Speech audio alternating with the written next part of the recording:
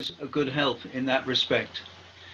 Now, today we're going to look at the subject of justification.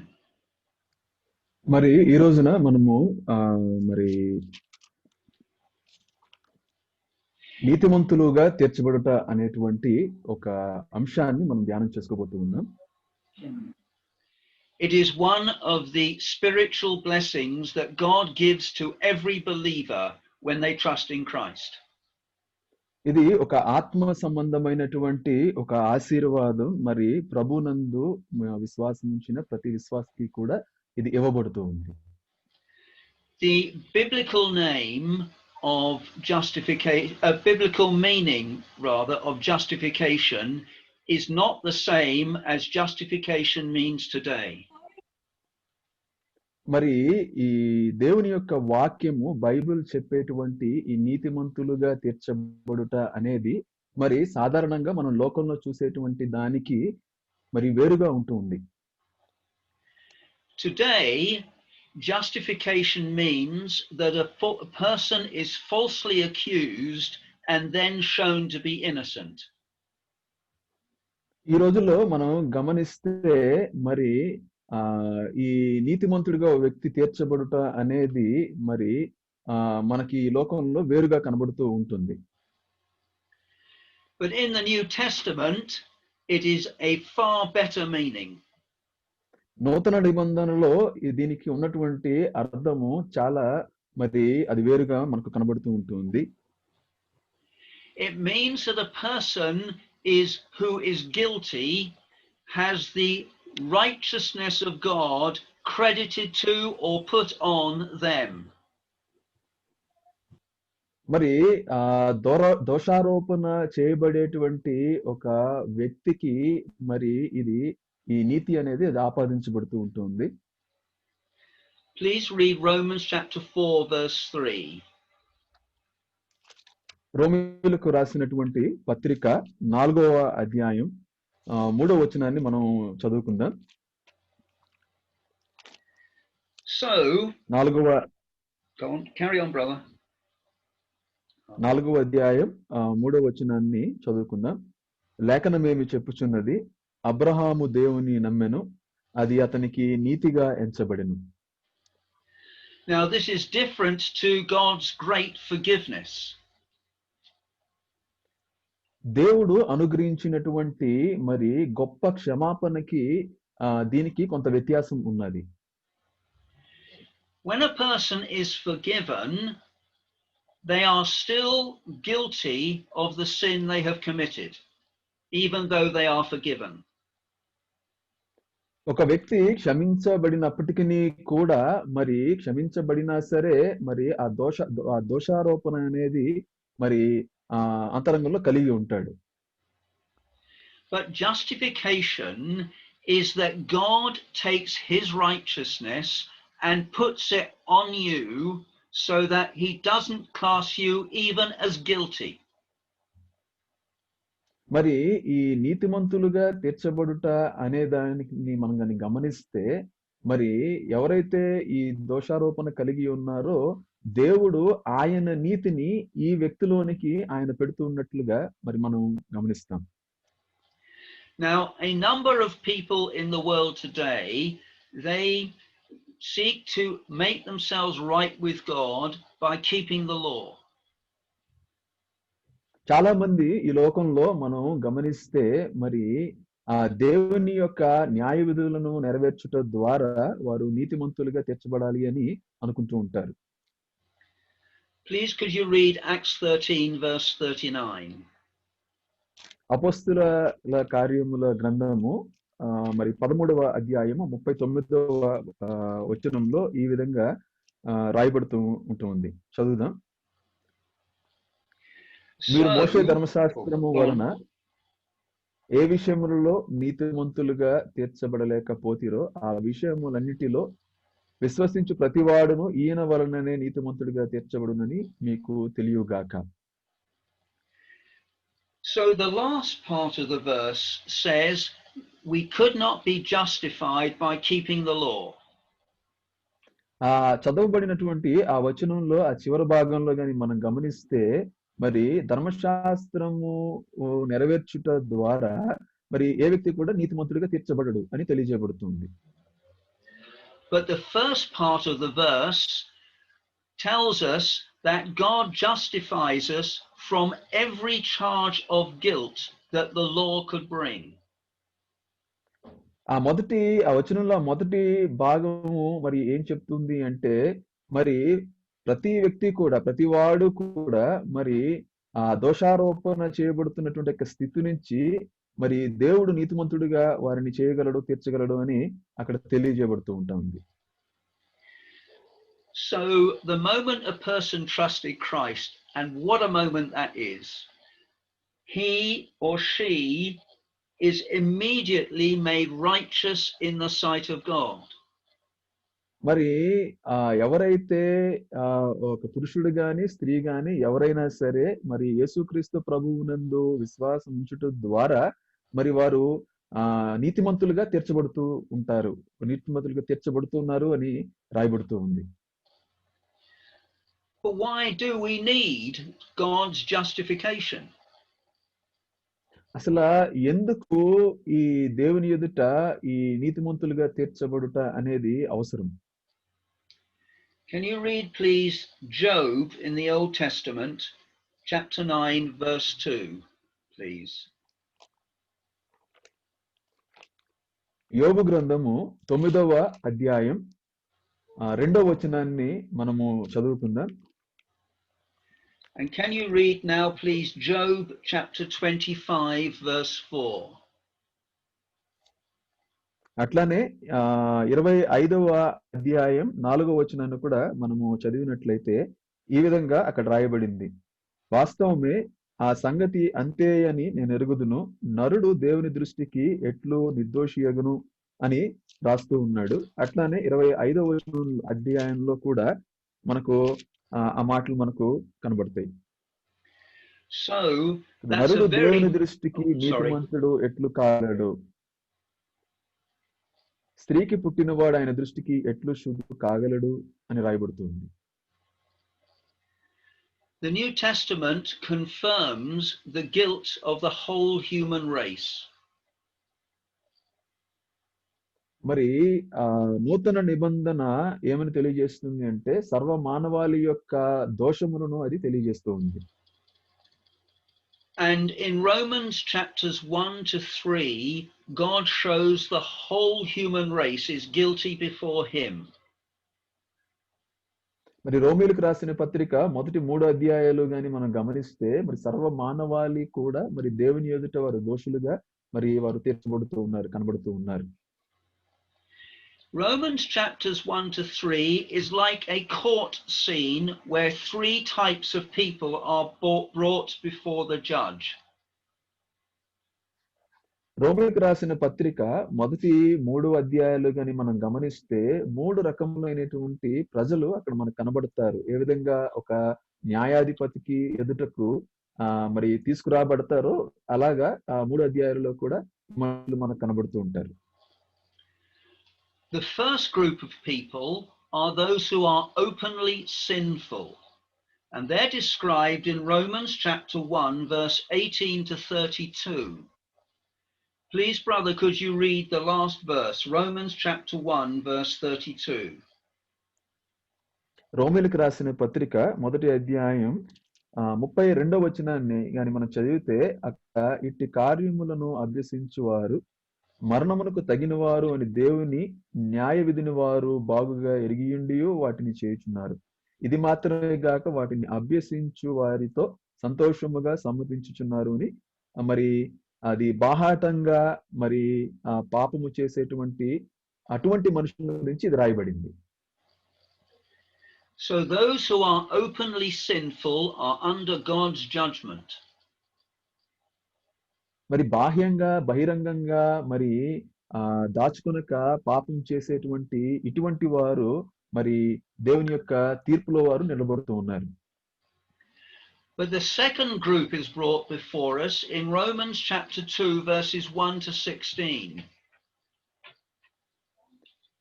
ఈ రెండవ తెగకు లేకపోతే మరి రెండవ రకం మనుషులు మరి మనకు రెండవ అధ్యాయంలో మొదటి వచనం నుంచి మరి 16వ వచనం వరకు కూడా మరి వారు కనబడతారు. These people are self-righteous. They would not associate with the openly sinful people of Romans chapter 1.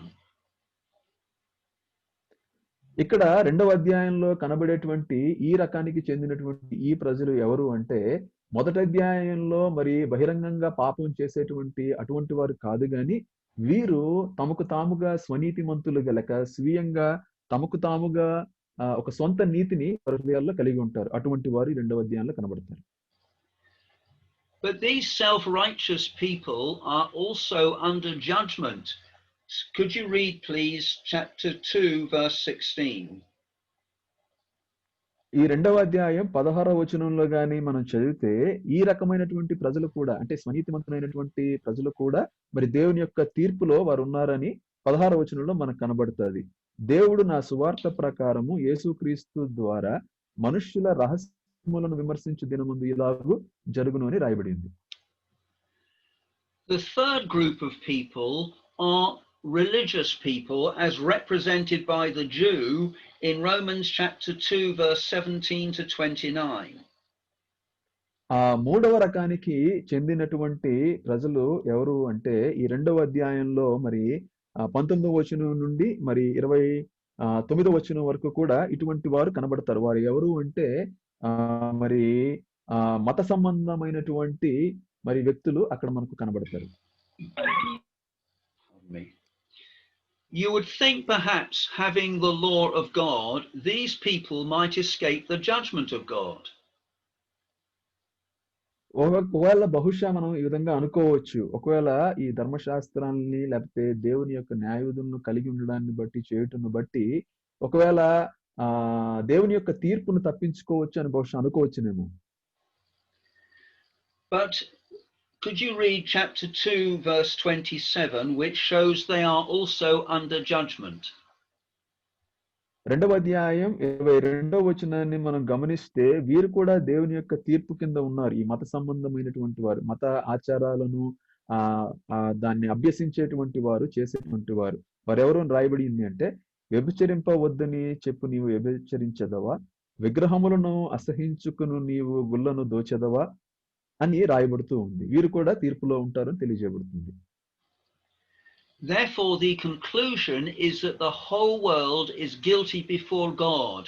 And then could you please read Romans chapter 3 verse 19?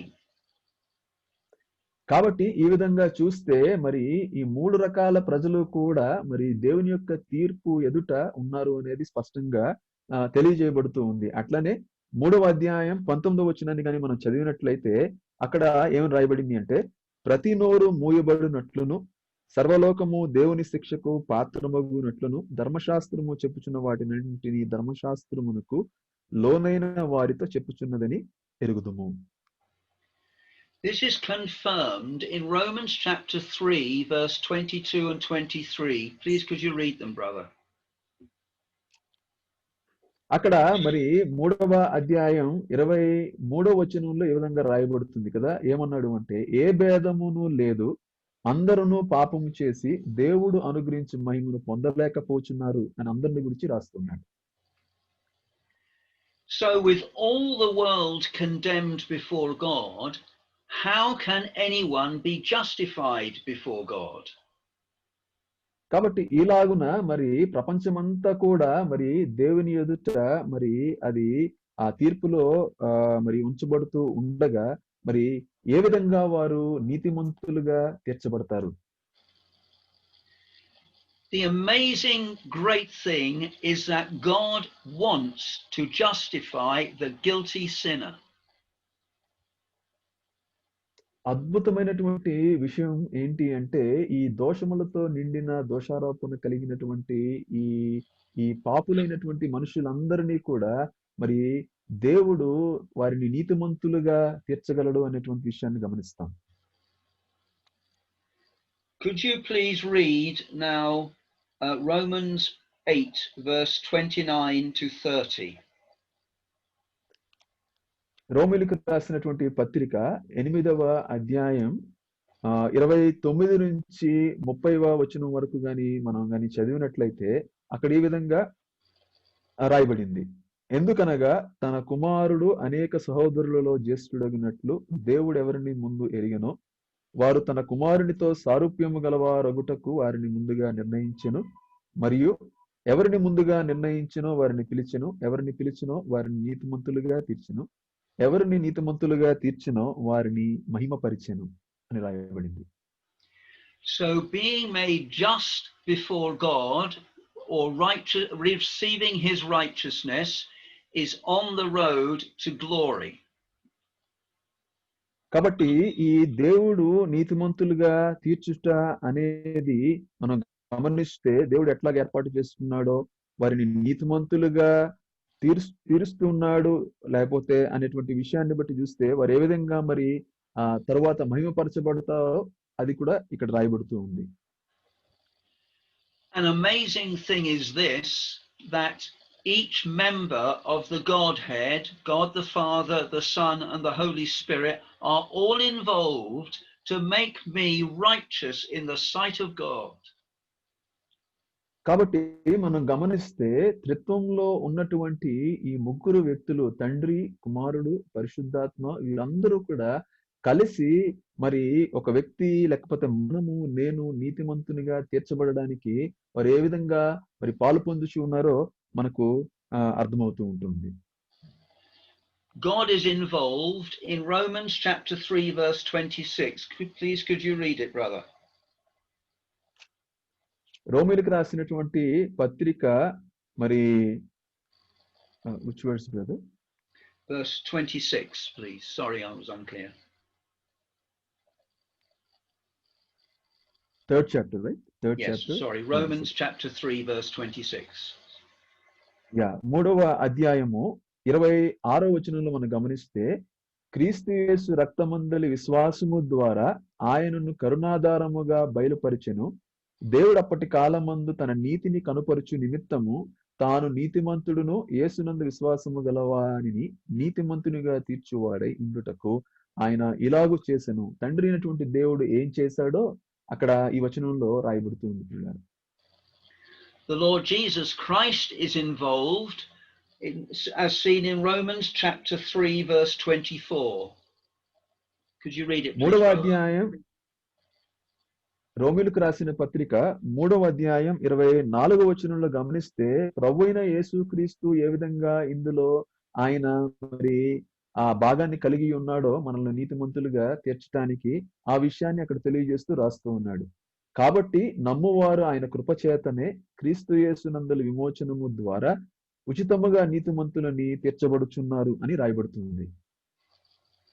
And the Holy Spirit applies God's righteousness to the believer at the point of faith. That is seen in 1 Corinthians chapter 6 verse 11. Please could you read it, brother? కొరింథీయులకు రాసినటువంటి మొదటి పత్రిక 6వ అధ్యాయంలో మనం గమనిస్తే అక్కడ మరి పరిశుద్ధాత్మ ఏ విధంగా మరి ఆయన మనల్ని నీతిమంతులుగా తీర్చడానికి ఆయన తన భాగాన్ని ఆయన చేస్తున్నాడో లేక ఆ విషయాన్ని అక్కడ 11వ వచనంలో మనం చూస్తాం. అక్కడ మీలో కొందరు అట్టివారై ఉంటిరి గాని ప్రభువైన యేసుక్రీస్తు నామమునను మన దేవుని ఆత్మయందును మీరు కడుగబడి పరిశుద్ధపరచబడిన వారే నీతిమంతులుగా తీర్చబడితిరి అనేటువంటి విషయాన్ని అక్కడ మనం గమనిస్తాం. Now justification happens in 5 stages. ఈ నీతిమంతులుగా తీర్చబడుట అనేది 5 మరి ఆ భాగాలుగా లేక మరి 5 మెట్టులుగా దానిని మనం చూస్తాం. I will be giving references for the next 5 items, but please don't read the verses. 1, we are justified by God, as seen from Romans 3 verse 30. రోమీయులకు రాసిన పత్రిక 3వ అధ్యాయం 3వ వచనాన్ని 30వ వచనాన్ని గాని మనం గమనిస్తే మరి దేవుడు మనల్ని నీతిమంతులుగా తీర్చాడు అనే విషయం కనబడుతూ ఉంటుంది మొదటి భాగంగా. Secondly, we are justified by Christ's blood, as seen in Romans chapter 5 verse 9. 5వ అధ్యాయం 9వ వచనాన్ని గాని మనం గమనిస్తే అక్కడ ప్రభు అయిన యేసుక్రీస్తు రక్తము వలన మనం నీతిమంతులుగా తీర్చబడ్డాం అనేది రెండవ మెట్టుగా మనం చూస్తాం. Justification is confirmed by Christ's resurrection as seen in Romans chapter 4 verse 25. మరి రోమీయులకు రాసిన పత్రిక 4వ అధ్యాయం 25వ వచనంలోని మనం గమనిస్తే మనం నీతిమంతులుగా తీర్చబడుటకై మరి ప్రభు అయిన యేసుక్రీస్తు ఏ విధంగా పునరుద్ధానుడయ్యాడో ఆయన పునరుద్ధానాన్ని బట్టి మనం నీతిమంతులుగా తీర్చబడుతున్నాం అనేది అది ఖచ్చితంగా అది మరి నిశ్చయించబడింది. Fourthly, we are justified by grace, Romans chapter 3 verse 24.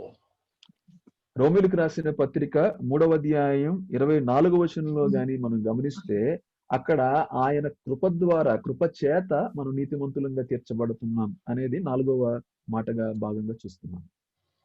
And lastly, we are justified by faith as seen in Romans chapter 5 verse 1.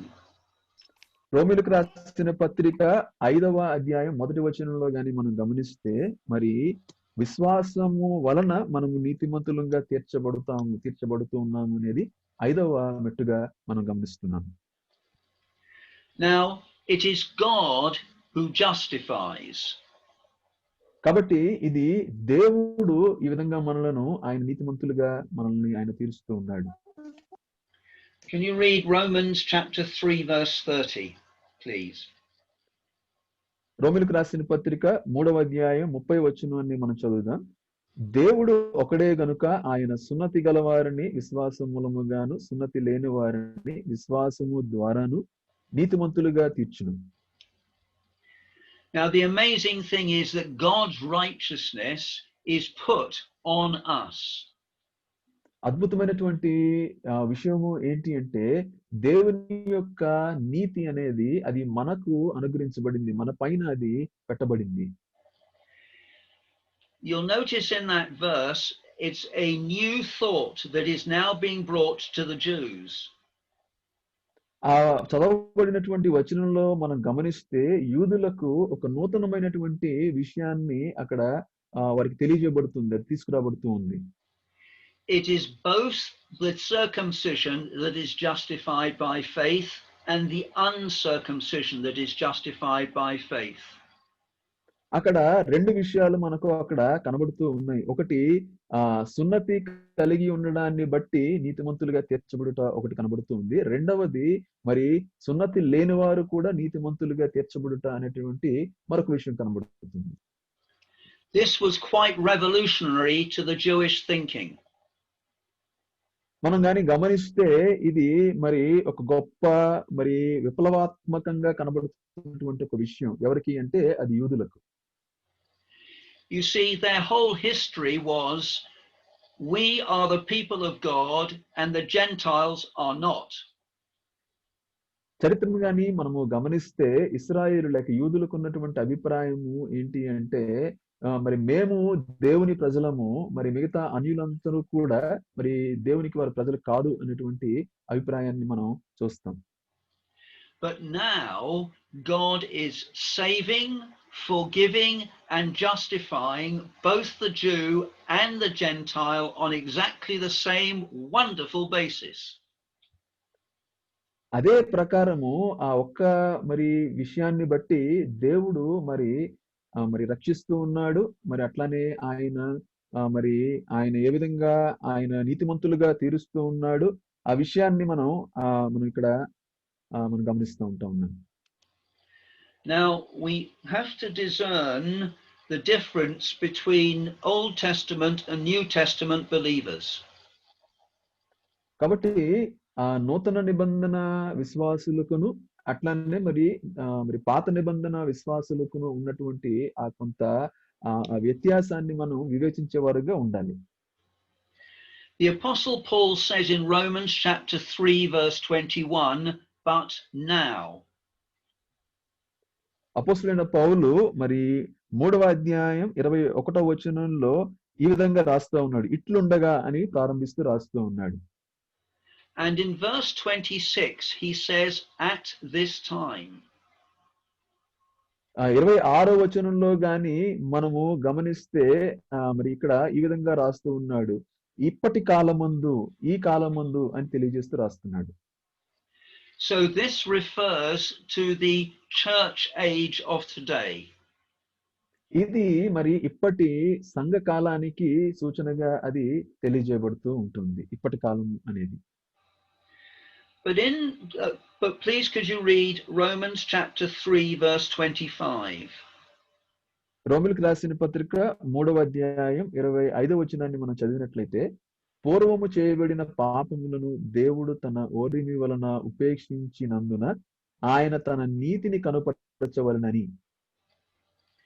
The remission of sins that are past does not refer to the past believer's life. మరి అక్కడ జ్ఞాపకం చేయబడినటువంటి ఆ పూర్వము చేయబడిన పూర్వీకుల పాపములను మరి ఉపేక్షించుట అనేది అక్కడ ఆ పాత నిబంధన భక్తులకు మాత్రం తెలియజేయబడుతుంది కాదు. It does refer to the Old Testament believers' lives, showing that God had forbearance with their sin because Christ would die in the future. పాత నిబంధన విశ్వాసుల యొక్క వారి జీవితాలను బట్టి గాని మనం గమనిస్తే, మరి దేవుడు ఏ విధంగా వారి యొక్క పాపాల విషయంలో కూడా మరి ఓర్పు కలిగి లేక ఓరిమి సహనాన్ని కలిగి ఉన్నాడు. ఎందుకు అంటే వారు కూడా ప్రభు అయినటువంటి యేసు క్రీస్తులో క్షమించబడులాగున. I don't know what your translation says, but the English translation says the remission of sins that were past. అక్కడ బహుశా తెలుగు తర్జుమాలో ఏ విధంగా మరి రాయబడిందో తెలియదు కానీ ఇంగ్లీష్ లో ఈ విధంగా రాయబడి ఉన్నది. మరి ఆ పాపములకు కలగవలసినటువంటి ఆ యొక్క మరి ఆ క్షమాపణ అనేది మరి అది అది కలుగుతుంది భవిష్యత్తులో అన్నట్టుగా అది రాయబడింది, తెలియజేయబడుతూ ఉంటుంది. But God graciously overlooked the sins because of Christ coming and dying and rising again. మరి ఆ పూర్వీకుల యొక్క విశ్వాసుల యొక్క వారి పాపములను దేవుడు తన ఓరిమితో ఆయన చూచి చూడనట్టుగా ఆ కాలాల్లో ఉన్నాడు. ఎందుకు అంటే రాబోతున్నటువంటి భవిష్యత్తులో ఆ క్రీస్తును బట్టి, ప్రభువును బట్టి ఆయన మరి ఆ మరణము పునరుద్ధానాలను బట్టి అని తెలియజేయబడతా ఉంది. But this raises the question, how can Christ God, both be just and yet accept the guilty lost sinner in his presence? మరి మనం గాని గమనిస్తే దేవుడు ఎట్లాగా మరి ఈ విధంగా ఆయన తప్పిపోయినా లేకపోతే దేవుని యొక్క తీర్పులో ఉన్నటువంటి ఒక పాపిని ఏ విధంగా ఆయన మరి నీతిమంతులుగా ఆయన తీర్చగలిగేవాడుగా ఉన్నాడు అని ఇక్కడ చూస్తా ఉన్నాం. So this is the second point. The reason why guilty sinners can be accepted before God is found in Romans, in this verse, being justified by his blood. మరి ఇక్కడ మనం గమనిస్తే మరి ఏ విధంగా మరి ఒక పాపి అయినటువంటి ఒక వ్యక్తి అంగీకరించబడడో ఆ విషయాన్ని కూడా తెలియజేస్తూ రాస్తున్నాడు.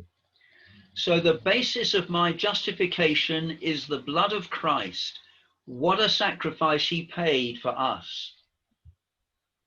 కాబట్టి నేను నీతిమంతుడిగా తీర్చబడుట అనేది కేవలము అంగీకరించబడుట అనేది ప్రభువైన యేసుక్రీస్తు రక్తం వందలి విశ్వాసము ద్వారానే, ఆ రక్తం వలననే. ఎందుకంటే అది ఎంత అద్భుతమైనటువంటి ఆశ్చర్యకరమైనటువంటి మరి అది అర్పణగా అది బలిగా ఉన్నదో మనం చూస్తా ఉన్నాం. Please can you read 2 Corinthians chapter 5 verse 21?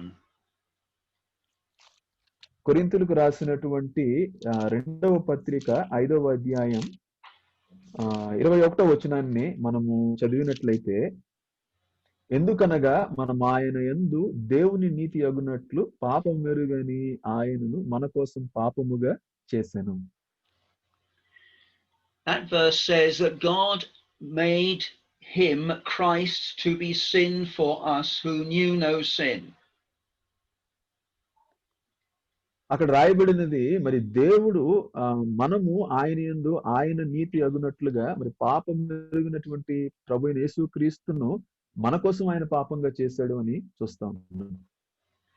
This does not mean that Christ became a sinner. ఇది మరి ప్రభువైన యేసుక్రీస్తు ఆయన మరి పాపిగా మారాడు అని దాని అర్థం కాదు గాని, what it does mean is that God credited our sin to Christ so that he could pay the price for us. దాని అర్థము మన పాపము ఆయనకు అది మరి ఇవ్వబడింది. ఆయన మీద అది మోపబడింది. ఎందుకు అంటే మనము మరి నీతిమంతులుగా తీర్చబడడానికి. Could you read please Romans chapter 5 verse 19? రోమీయులకు రాసిన పత్రిక మరి 5వ అధ్యాయం 19వ వచనాన్ని మనం చదివినట్లయితే అక్కడ కాబట్టి తీర్పు ఒక అపరాధము మూలమున వచ్చినదై మనుషులకందరికీ శిక్షావిధి కలుగుటకు ఎలాగూ కారణమాయెను, అలాగే ఒక పుణ్య కార్యము వలన కృపాదానము మనుషులందరికీ జీవప్రదమైన నీతి విధింపబడుటకు కారణమాయెను. The one man's disobedience refers to Adam in the Garden of Eden. ఒక మనుషుని యొక్క మరి అవిధేయత మరి ఏదెను తోటలో ఆదాముని గురించి రాయబడుతూ ఉంది. Because he disobeyed God, many, that is the rest of the world, were made sinners. ఆ వ్యక్తి మరి దేవుని యందు అవిధేయత చూపించటాన్ని బట్టి, అవిధేయుడు అవటాన్ని బట్టి మరి యావత్తు మరి మానవాళి కూడా మరి పాపులుగా చేయబడటం అనేది, పాపం సంక్రమించటం అనేది మనం గమనిస్తున్నాం. But the obedience of one is the Lord's obedience to the will of God, so he would die on the cross. కానీ ఒక మనుష్యుని విధేయత ప్రభువైన యేసుక్రీస్తు యొక్క విధేయత మరి పాపుల కొరకు, అపరాధముల కొరకు మరి ఆయన ఆ శిక్షావిధిని భరించడాన్ని మనం చూస్తా ఉన్నాం. And the consequence of that is that God makes every believer righteous in his sight. దాని యొక్క పరిణామం ఏంటి అంటే మరి ప్రతి విశ్వాసిని కూడా తన దృష్టి ఎదుట మరి ఆయన నీతిమంతులుగా చూడటం అనేది, తీర్చటం అనేది. We were under the headship of Adam, but when we trusted Christ, we became under the headship of Christ. ఒకప్పుడు ఆదాము యొక్క ఆ యొక్క శిరసత్వం కింద మనము ఉన్నాము గాని ప్రభువునందు విశ్వాసం ఉంచడం ద్వారా ఇప్పుడు మనము మరి ప్రభువైన యేసుక్రీస్తు యొక్క శిరసత్వం కిందకి మనము వచ్చి ఉన్నాం. Now, this is not something we feel, it is something we believe because God says it. ఇదేదో మనం భావించడం కాదు, లేకపోతే ఏదో మనం నమ్మడం కాదు, కేవలం దేవుడు చెప్పిన దాన్ని బట్టి. We feel the effects of our sinful flesh in us. మనము మరి ఈ పాప సంబంధమైనటువంటి ఈ శరీరంలో మనం ఆ పాపం యొక్క ఆ పరిణామాలను మనం అనుభవిస్తూ ఉంటాం. That is our fellowship with God. మన యొక్క మరి దేవునితో ఉన్నటువంటి యొక్క సహవాసాన్ని మనం అందులో చూస్తూ ఉన్నాం. But righteousness is our relationship with God that God gave us the moment we trusted in his Son. దేవుని కుమారుని యందు విశ్వాసము ఉంచుట ద్వారా దేవునితో మనకి ఒక సహవాసాన్ని దేవుడు మరి ఆయన అనుగ్రహించినట్లుగా చూస్తున్నాం. Now, this justification by blood is confirmed by the resurrection. ఈ నీతిమంతులుగా తీర్చబడటం అనేది మరి ప్రభువైన యేసుక్రీస్తు పునరుద్ధానుడు అవుట ద్వారా మరి ఇది ఖచ్చితం చేయబడింది. Please read Romans chapter 4, verse 25. రోమిలికి రాసిన పత్రిక 4వ అధ్యాయం 25వ వచనాన్ని చదివినట్లయితే, ఆయన మన అపరాధముల నిమిత్తము అప్పగింపబడి మనము నీతిమంతులముగా తీర్చబడుటకే లేపబడెను. This describes what an aspect of sin to God. Sin is an offense to God.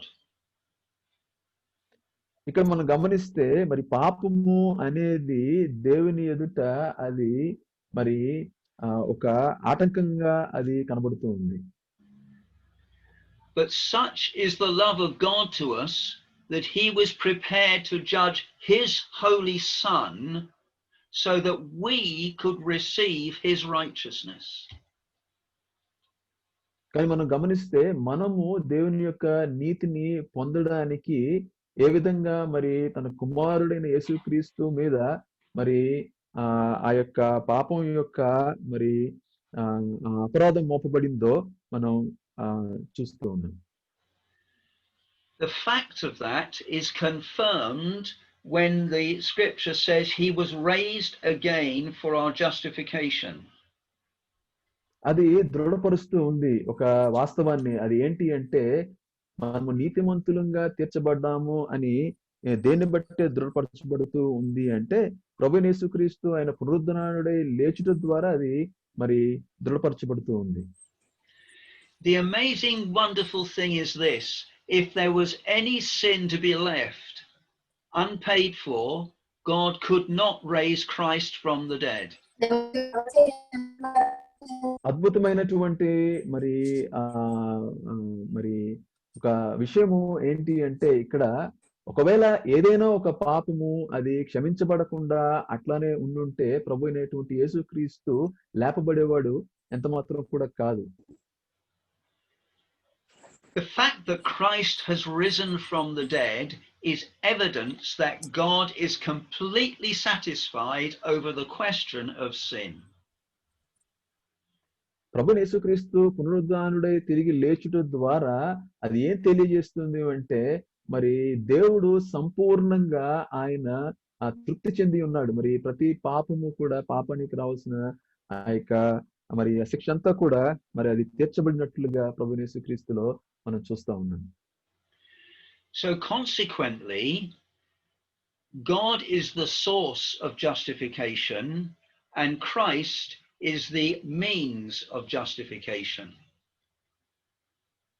కాబట్టి మనం గమనిస్తుంది ఏంటి అంటే తదుపరి మరి దేవుడు మరి దీనికి మూలంగా కనబడుతూ ఉన్నాడు మనం నీతిమంతులంగా తీర్చబడడం అనే దానికి.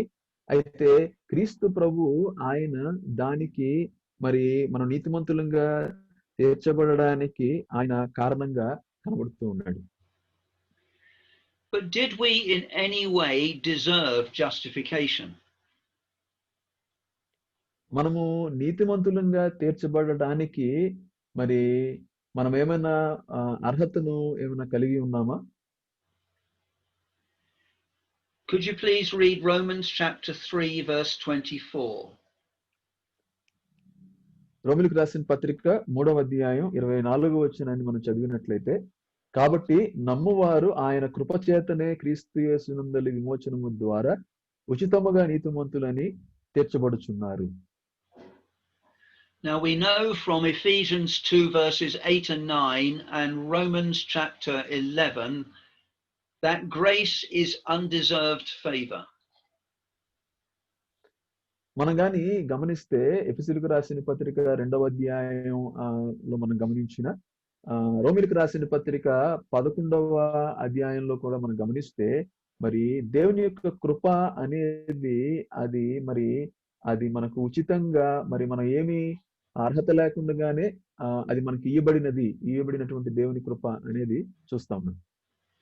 Therefore, as we are justified freely by his grace, God has given us this undeserved favor. మనము ఉచితంగా మరి కృపచేత మనము రక్షించబడుటను బట్టి మరి మనకు అర్హత లేని దానిని దేవుడు ఈ విధంగా ఆయన నీతిని మనకు అనుగ్రహించినట్లుగా మనం చూస్తూ ఉన్నాం. Isn't that incredible? When we deserved God's just judgment, God gives us his wonderful righteousness entirely by grace.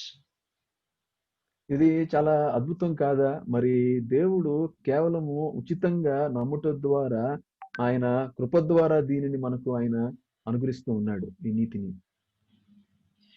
So, how can the justification be applied to us?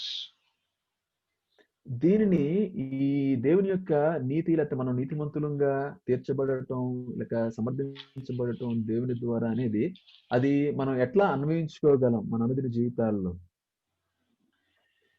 Can you read please 1 Corinthians 6 verse 11 again? కొరింథీయులకు రాసిన మొదటి పత్రిక 6వ అధ్యాయం 11వ వచనాన్ని కానీ మరలా మనం చదువుకుంటే, దేవుని రాజ్యమునకు మీలో కొందరు అట్టివారై ఉంటిరి గాని ప్రభువైన యేసుక్రీస్తు నామమునను మన దేవుని ఆత్మయందును మీరు కడుగబడి పరిశుద్ధ పరచబడిన వారై నీతిమంతులుగా తీర్చబడితిరి. So God's justification is applied to my life the moment I trust in Christ, but applied by the Holy Spirit.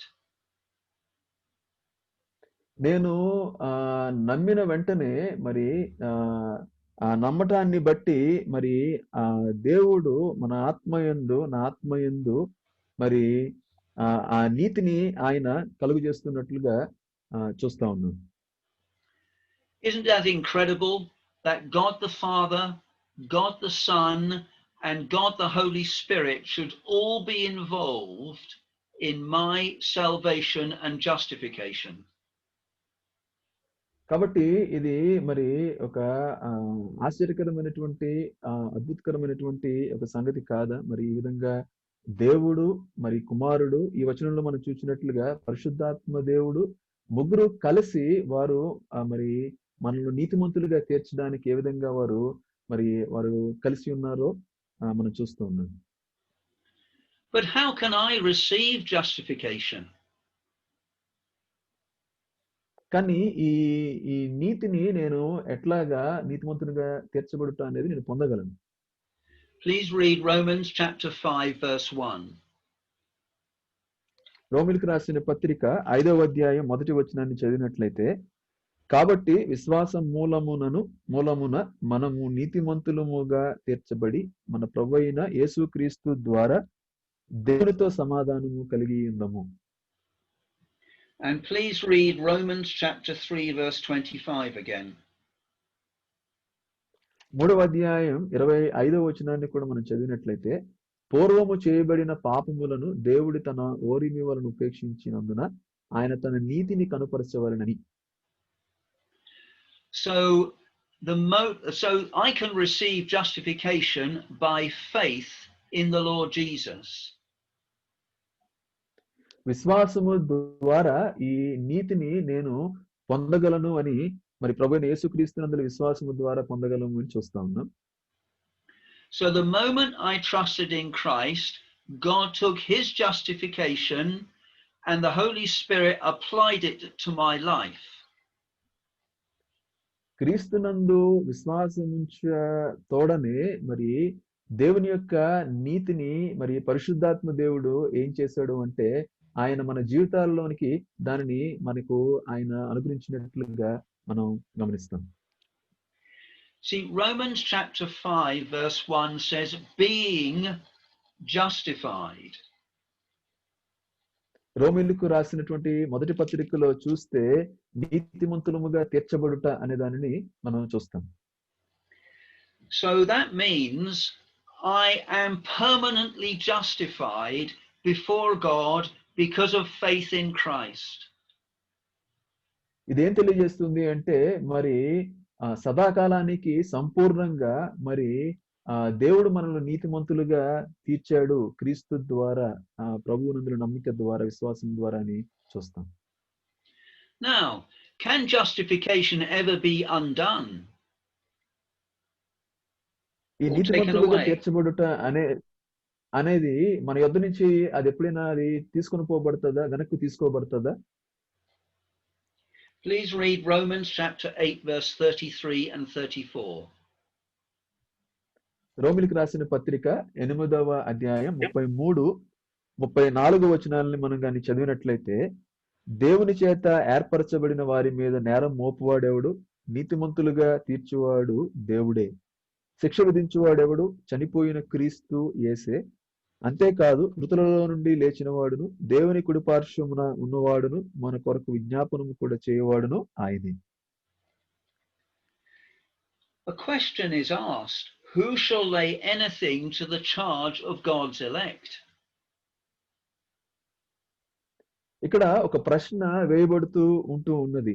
ఏర్పరచబడిన వారి మీద అసలు నేరము మోపువాడు ఎవడు అని ఒక ప్రశ్న ఇక్కడ మరి అడగబడుతుంది. The question then is it God?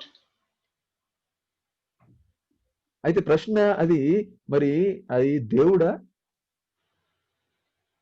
But it says it's God that justifies.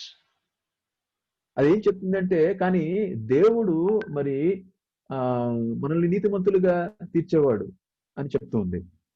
Therefore, the God who justifies will not bring a charge against us. కాబట్టి దేవుడు ఏ దేవుడైతే లేకపోతే మనం నీతిమంతులుగా తీర్చాడో ఆ దేవుడు మరలా మన పైకి మరి ఆ నేరాన్ని లేక నేరారోపణ దోషారోపణ చేసేవాడు కాదు.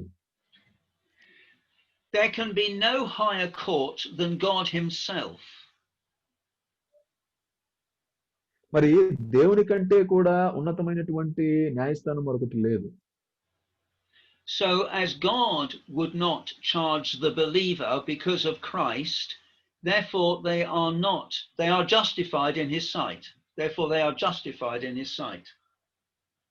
కాబట్టి మరి క్రీస్తునందు విశ్వాసం ఉంచినటువంటి వారు దేవుని దృష్టి ఎదుట ఎప్పటికీ వారు నీతిమంతులుగానే తీర్చబడి ఉన్నట్లుగా మనం చూస్తాం. So that is again the relationship side of justification. మరి అది ఈ నీతిమంతులుగా తీర్చబడుట అనే దానికి అది మరి దేవునితో ఒక సంబంధంగా సంబంధం లేక సహవాసాన్ని తెలియజేసేటువంటి ఆ విషయంగా అది కనబడుతుంది ఒక పక్కన. Now, justification does not bring about a moral change to our sinful nature. ఈ నీతిమంతులుగా తీర్చబడుట అనేది ఒక నైతికమైనటువంటి ఒక మార్పు మన పాప స్వభావానికి అది తీసుకుని రాదు గాని, it does though change my position before God, whereby he now makes me absolutely righteous so that I'm cleared of every charge.